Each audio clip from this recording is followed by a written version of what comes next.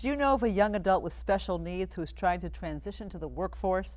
Find out about an organization who's trying to improve the transition of young people with special needs from school to independence. Next on Connecting Our Community. Stay with us.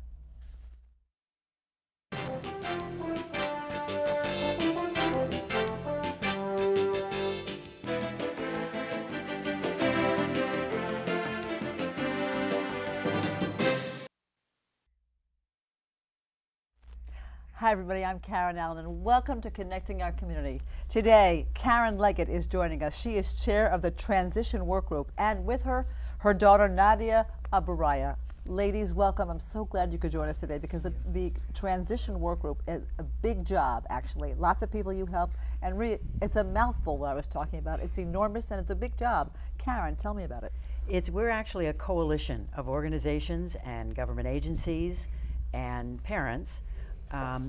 We don't provide direct services, the Transition Work Group, but the service providers do. And our mission is to improve the transition of young people from the time they're age 14 until there's sort of an arbitrary age of 26 set. We all know that young people are transitioning and making the move to independence at varying levels. But that's the core of the group of young people we are working with, trying to make sure that they have a lot more opportunities. Traditionally, these were young people who maybe didn't finish school, went to institutions, all sorts of things that really didn't give them an opportunity to realize their potential. And we increasingly want the community to know how many opportunities there are and how to take advantage of the skills that this population really has to offer. You're talking about young adults with special needs. Nadia, Karen, what are we talking about? What kind of special needs? Primarily intellectual disabilities, emotional disabilities, mental illness, people who have a hard time figuring things out with their brains, but can do that. Actually, I do want to ask you, did you continue your education after high school? I did. I was in the, I graduated at Montgomery College for the Graduate Transition Program.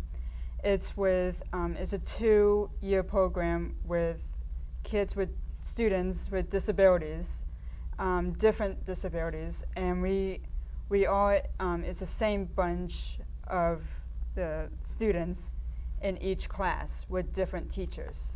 And it's really good to make new friends, and I take the classes in the morning, so it's a really fun group to be with, and I made a lot of new friends during all the classes.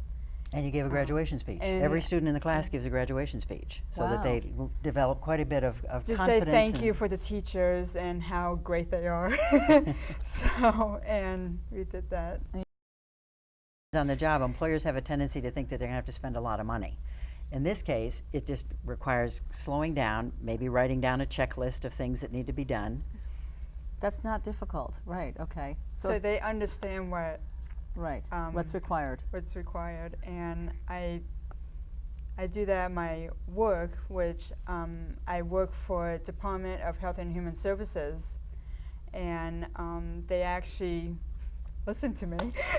That's a big deal. I mean, joining us now is Nick Stearns, who is the co-founder and director of ArtStream, and R.J. Martin, who is a young man who is living on his own, has a job, and performs with ArtStream. Yes, I do. Welcome to both of you. Thank you. Thank you so much for coming. And wow, this is a great show so far for me personally, learning about this transition thing from Karen Leggett and Nadia, and now you, Nick, and you, RJ. What is ArtStream? ArtStream is people has disability, and Nick's worked with Patty and Jenny, and including my mother, help lots of people have all disability. Various disabilities? Yeah. And the directors pick the plays and write a script on a computer, and that's about that. Right, exactly. So there's a script on a computer? Well, what we do, RJ's right. We're a nonprofit. We were started 8 years ago, and there were 5 of us who founded ArtStream. We felt that there was a need in Montgomery County to have more programs like this, where we have theater for underserved populations. And what RJ was referring to is exactly right. Our inclusive theater program provides arts opportunities for adults with disabilities, and we do write our own plays. So we start from a rehearsal process where there's just no script at all. And all of our actors get together, Wow. and we rehearse every week, and they select the topic.